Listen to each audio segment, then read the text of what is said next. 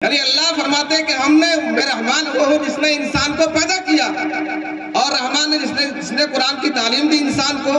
لیکن اللہ تبارک و تعالیٰ نے یہاں پر طبعی ترتیب کو بدل کر کے یہ فرمایا کہ رحمان وہ ہے جس نے انسان کو قرآن سکھایا اور اس کو پیدا کیا. یعنی یہاں تعلیم قرآن پہلے ہے اور انسان کی تخلیق کا تذکرہ بعد میں ہے. علماء کرام نے یہاں ایک نقطہ لکھا ہے.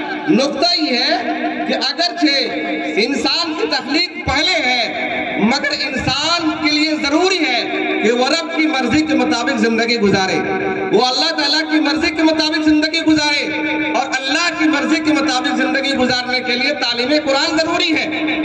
تعلیم قرآن ضروری ہے. لہذا اللہ کی مرضی کے مطابق زندگی گزارنے کے اعتبار سے انسان کی تخلیق سے تعلیم قرآن مقدم ہے. عالم اسلام کے بہت بڑے عالم علامہ سید ابو الحسن ندوی رحمۃ اللہ علیہ، جسے ہم بردار کلید کعبہ کہتے ہیں، وہاں کے بادشاہ وقت نے آپ کی خدمات کو دیکھ کر کے، آپ کی تصنیفات اور تالیفات کو دیکھ کر کے، مولانا ابو الحسن ندوی رحمۃ اللہ علیہ جب 30 سال کی عمر میں تھے تو آپ نے ایک کتاب لکھی، جس کتاب کا نام ہے ماذا خسر العالم برفات المسلمین. وہ کتاب آپ نے 30 سال کی عمر میں لکھی، اور وہ کتاب اس قدر عالم عرب میں مشہور ہو گئی اور مقبول ہو گئی کہ وہاں کے بڑے بڑے علماء، عرب کے بڑے بڑے روسا اور جو علم کے انتہائی مقام میں پہنچے ہوئے تھے، انہوں نے اس کتاب کی خوب پذیرائی کی. بلکہ مصر کے بڑی یونیورسٹی جامعہ قاہرہ مصر کے اندر وہ کتاب داخلی درس ہے. تو علامہ ابو الحسن ندوی رحمۃ اللہ علیہ نے ماذا خسر العالم برفات المسلمین ایک کتاب لکھی. جب اس کتاب کو لکھ کر کے فارغ ہو گئے تو آپ نے اس کے بعد ایک اور کتاب لکھی، جس کتاب کا نام ہے القراءۃ الراشدہ. وہ ہمارے مدرسے کے اندر پڑھائی جاتی ہے. وہ کتاب مدرسے بورڈ میں بھی شامل ہے. ہم نے یہ کتاب گریڈی مدرسہ حسینیہ کے اندر پڑھی ہے. القراءۃ الراشدہ کے اندر علامہ ابو الحسن ندوی رحمۃ اللہ علیہ نے ایک باب باندھا ہے، المنارۃ تتحدث. منارہ بولتا ہے، منارہ بولتا ہے. اور اس کے ذیل میں علامہ لکھتے ہیں کہ میں ایک دن گرمی کے دنوں میں قطب مینار کے آس پاس ٹہل رہا تھا، قطب مینار کے اطراف میں ٹہل رہا تھا. سخت گرمی تھی، آدمی کا نام و نشان نہیں تھا، میں اکیلے تھا. میں قطب مینار کی مضبوطی پر اور انسان کی کمزوری پر غور و فکر کر رہا تھا کہ اچانک میرے کام میں ایک اور رہی، ایھا الرجل اسمع ولا تخف، اے آدمی سن اور مت ڈر. میں نے دائیں بائیں دیکھنا شروع کیا کہ کون آواز لگا رہا ہے. تو میں نے غور کیا کہ یہاں کوئی آواز لگانے والا نہیں ہے. تو بلاخر دوبارہ وہ آواز میرے کانوں میں پڑی، ایھا الرجل اسمع ولا تخف، اے آدمی سن اور مت ڈر. تو میں متحیر رہ گیا کہ یہاں کوئی ناطق نہیں ہے، کوئی بولنے والا نہیں ہے، کوئی زیرو نہیں ہے. تو تیسری باری آواز آئی، یا الرجل اسمع ولا تخف، اے آدمی سن اور مت ڈر. بلاخر جب میں منارہ کے پاس آیا تو پتا چلا کہ منارہ ہمیں بلا رہا ہے. منارہ قطب جو دلی کے اندر قطب مینار واقع ہے وہ ہمیں بلا رہا ہے.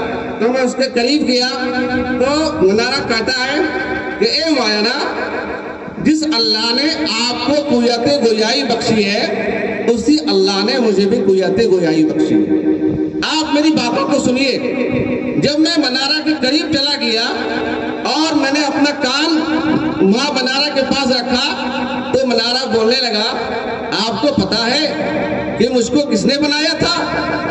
تو مولانا کہتے ہیں کہ ہاں مجھے معلوم ہے کہ آپ کو شمس الدین بادشاہ نے بنایا تھا. منارہ کہتا ہے کہ میں دلی کے اندر 500 سال سے کھڑا ہوں. میں نے مسلمانوں کے عروج کو بھی دیکھا ہے، مسلمانوں کے زوال کو بھی دیکھا ہے، اور ہم نے ایسا بھی دور دیکھا ہے کہ ہر جگہ مسلمان بادشاہوں کا سکہ چلتا تھا، اور میں نے مسلمانوں کا قتل عام بھی دیکھا ہے.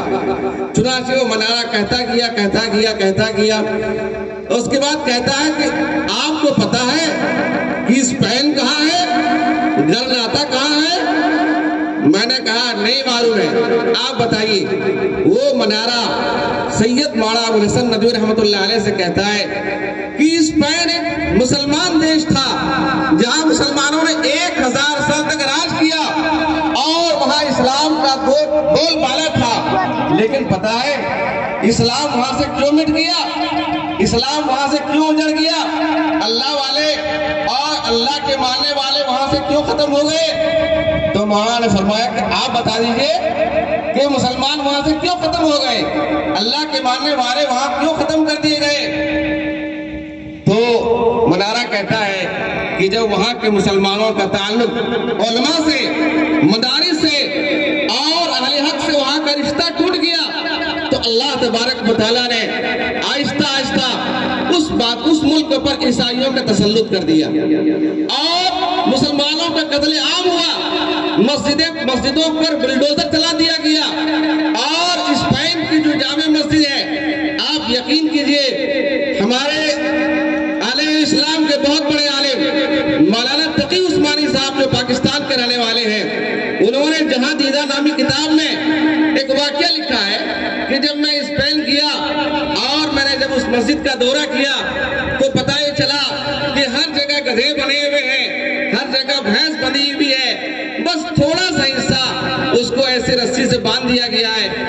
بالآخر مجھے وہاں جانے کی اجازت نہیں تھی، لیکن میں چونکہ پاکستان کا چیف جسٹس رہ چکا تھا، میں نے اپنے پاور رسوخ کا استعمال کیا۔ میں نے اپنے پاور رسوخ کا استعمال کرنے کے بعد مسجد کا اندرونی حصے کے اندر گیا اور میں نے وہاں جا کر کے آہستہ آہستہ اذان دی۔ آپ کو پتا ہے کہ گرناتا کی جامع مسجد کیا ہے؟ گرناتا کی جامع مسجد کے بارے میں آتا ہے کہ وہاں ایک رات میں 1.5 من موم بتیاں جلا کرتی تھی۔